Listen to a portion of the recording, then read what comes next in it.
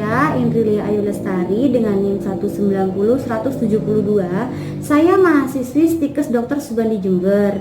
Di sini saya akan menyelesaikan ujian praktikum ilmu dasar keperawatan 2 dengan materi pemeriksaan pengambilan sputum yang baik dan benar. Nah, langsung saja kita langsung ke pengertiannya. Sputum itu adalah sekret atau mukus yang dihasilkan oleh paru-paru, bronkus, dan trakea. Nah, pengambilan sampel sputum pada saluran pernafasan pasien yang dicurigai mengandung adanya kuman Mycobacterium tuberculosa dengan cara dibatukan, yang bertujuan untuk mengetahui apakah di dalam sputum pasien tersebut terdapat kuman Mycobacterium tuberculosa. Yang kedua, untuk menegakkan diagnosis TB paru dan pemberian OAT dengan indikasi: 1. Menegakkan diagnosis tuberkulosis. Yang kedua, menentukan potensi penularan. Dan yang ketiga, memantau hasil pengobatan untuk pasien.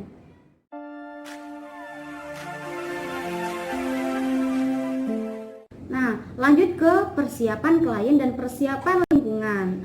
Jelaskan pada pasien yang dimaksud dengan sputum atau dahak tadi yang sudah saya jelaskan, agar yang dibatukan itu benar-benar sputum, bukan air liur atau bukan darah atau bukan campuran keduanya. Yang kedua, jelaskan cara mengeluarkan sputum itu. Dan yang ketiga, berikan 3 buah pot sputum ini yang steril sebanyak 3 buah itu ke pasien. Persiapan lingkungan, kita harus ciptakan lingkungan kerja yang aman, yang nyaman, atau enggak yang kooperatif. Juga kalau bisa siapkan ruangan yang berventilasi baik, dan jika perlu kita harus membawa pasien ke udara terbuka atau tidak di ruangan juga tidak apa-apa.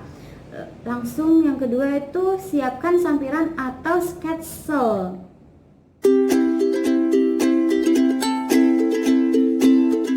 Nah, langsung saja kita ke persiapan perawat. Sebelum kita persiapan alat nih, kita harus ada persiapan perawat dulu. Nah, yang pertama itu kaji tanda-tanda vital pada pasien. Yang kedua, kaji adanya suara stridor pada pasien atau adanya sekret yang menyumbat jalan nafas. Yang ketiga, cucilah tangan kita karena kita akan berhubungan pada pasien. Yang keempat, siapkan 3 buah pot sputum tentunya. Langsung saja kita ke persiapan alat. Yang pertama, kita harus siapkan 3 buah pot sputum yang nanti itu ada nama etiket untuk nama pasien, untuk untuk jenis kelamin, untuk semua yang berhubungan tentang pasien ya, dan tanggal lahir gitu. Lalu ingat, pot sputum ini di dalamnya itu semua steril, jadi jangan sampai tangan kita menyentuh bagian dalam ya. Yang kedua itu belangko isinya itu permintaan pemeriksaan sputum untuk pasien. Yang ketiga ada tisu, masker untuk menjaga-jaga agar kita tidak tertular terkena cairan pasien ya. Lalu ini juga fungsinya sama seperti masker tadi, ada bengkok, lalu ada air minum untuk kumur-kumur pasien ya nanti. Lalu saya di sini menyediakan antiseptik untuk diri saya dan juga untuk pasien agar kita sama-sama terlindungi dari kuman. Ini adalah alat yang sudah saya sebutkan tadi. Interaksi. Yang pertama, sama pasien dengan ramah dan perkenalkan diri kita kepada pasien. Yang kedua, persilahkan pasien untuk duduk dulu terlebih dahulu biar tidak berdiri. Yang ketiga, berikan informasi kepada pasien tentang apa yang akan kita lakukan dan minta persetujuan atas tindakan yang akan kita lakukan. Yang keempat, jelaskan kepada pasien bahwa sputum yang akan diambil itu sebanyak 3 kali. Yaitu SPS. sewaktu pagi, sewaktu sesuai dengan jumlah tabung yang akan kita berikan, yaitu 3. Yang kelima, jelaskan kepada pasien untuk tidak makan, minum, ataupun merokok sebelum pengambilan sputum besok pagi yang akan dibatukan gitu. Yang terakhir, jelaskan tentang kemungkinan hasil yang akan diperoleh. Jadi kita harus menjelaskan hasil yang diperoleh itu berbentuk sputum, benar-benar sputum gitu ya. Misalnya gini, Assalamualaikum Bapak, permisi, di sini saya perawat Ayu. Di sini saya yang akan melakukan pemeriksaan sputum, pengambilan sputum pada Bapak. Apakah Bapak bersedia? Baik Pak, jika Bapak bersedia, di sini saya akan membacakan prosedurnya ya Pak. Apa saja yang harus Bapak lakukan? Nah, langsung saja kita jelaskan seperti tadi, itu dilarang makan, minum, atau merokok sebelum sputum besok pagi akan diambil ya, atau enggak dibatukan gitu. Ya, yang tadi saya sudah sebutkan itu harus disebutkan ke pasien agar pasien mematuhi peraturan-peraturan kita.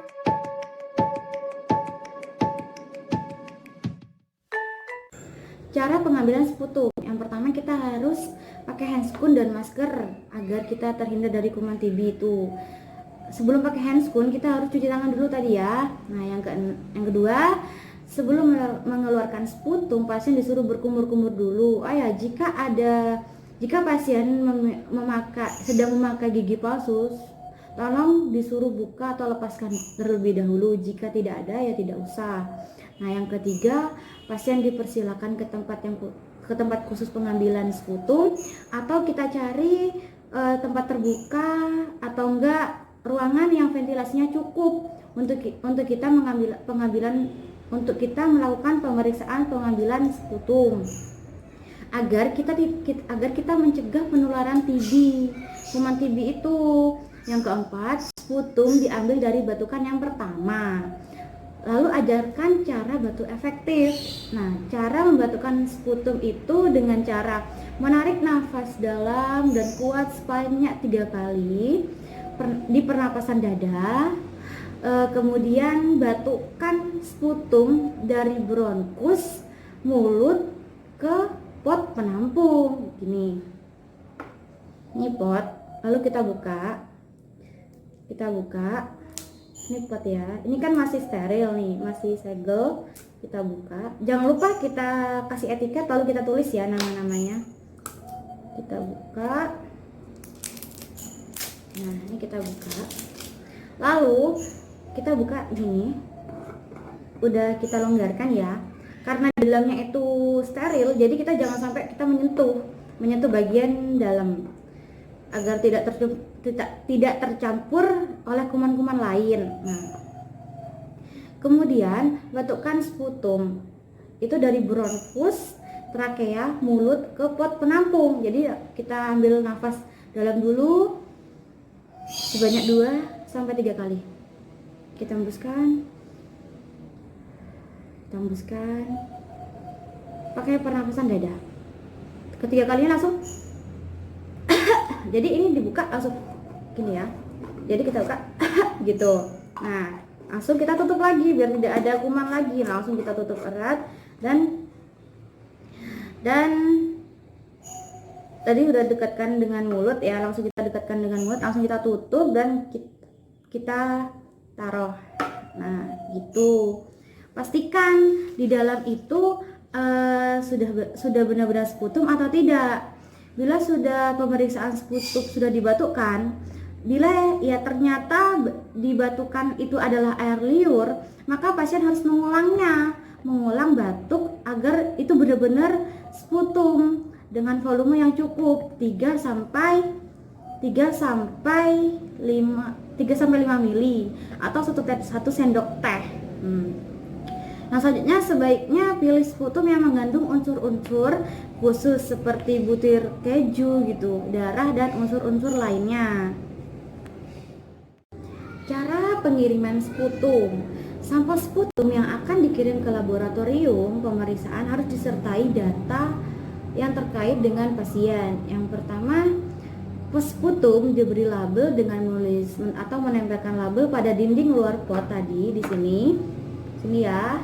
Itu ada etiketnya kan. Nah, tadi itu berisi data nama, umur, jenis kelamin, dan satu lagi ada jenis spesimen atau jenis tesnya ya yang diminta, dan tanggal pengambilannya tuh jangan lupa, itu penting sekali. Yang kedua, formulir atau kertas atau buku yang berisi data keterangan klinis atau dokter yang mengirim riwayat anamnesis, riwayat pemberian antibiotik terakhir itu minimal 13 hari harus ditentukan sebelum pengambilan sebuah spesimen. Waktu pengambilan spesimen dan keterangan lebih lanjut mengenai biodata pasien. Nah, yang ketiga, pastikan sputum segera kita kirim sebelum 24 jam. Sebelum lebih dari 24 jam. Selama pengiriman, sputum itu kita taruh di cool box. Nah, yang selanjutnya langsung antar spesimen dengan belangko permintaan ke laboratorium.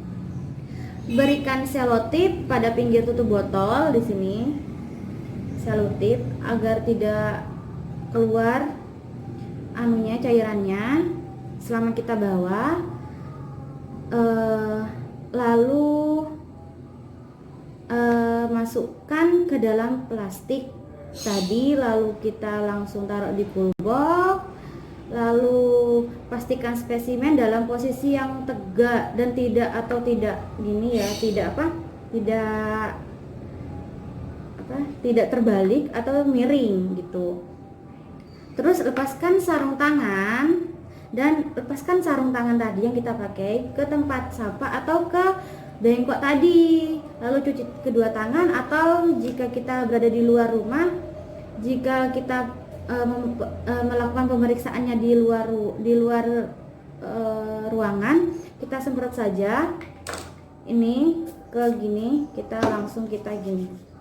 Nah, agar kita terhindar dari kuman-kumannya tadi, karena kumannya itu penyebarannya sangat cepat sekali gitu.